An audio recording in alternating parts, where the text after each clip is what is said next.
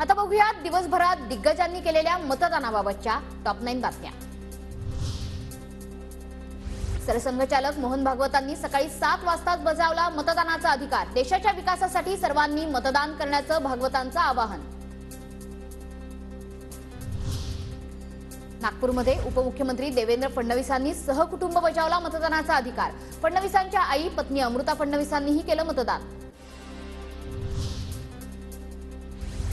नागपूरमध्ये भाजपचे उमेदवार नितीन गडकरींनी सपत्नीक बजावला मतदानाचा अधिकार। प्रत्येकाने मतदानाचा अधिकार बजावावा गडकरींचं आवाहन। तर काँग्रेसचे उमेदवार विकास ठाकरेंनीही केलं मतदान। रामटेकच्या कोराडी मतदान केंद्रावर भाजप प्रदेशाध्यक्ष चंद्रशेखर बावनकुळेंनी बजावला मतदानाचा अधिकार। 5ही जागांवर महायुतीचा विजय होईल, व्यक्त केला विश्वास। रामटेकचे महायुतीचे उमेदवार राजू पारवेंनी सहकुटुंब बजावला मतदानाचा अधिकार। उमरेड मतदान केंद्रावर सकाळीच केलं मतदान। मतदानाआधी गजानन महाराजांचीही केली आरती। चंद्रपूरचे महायुतीचे उमेदवार सुधीर मुनगंटीवार, महाविकास आघाडीच्या उमेदवार प्रतिभा धानोरकरांनी बजावला मतदानाचा अधिकार। विकासासाठी मतदान करण्याचं मुनगंटीवारांचं आवाहन।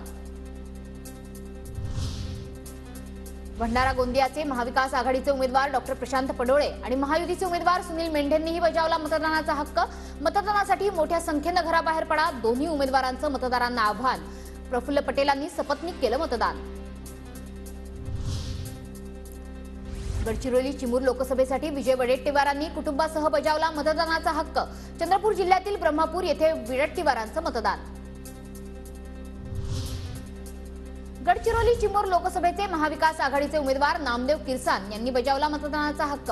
किरसान यांनी गोंदिया जिल्ह्यातील आमगावमध्ये केलं मतदान।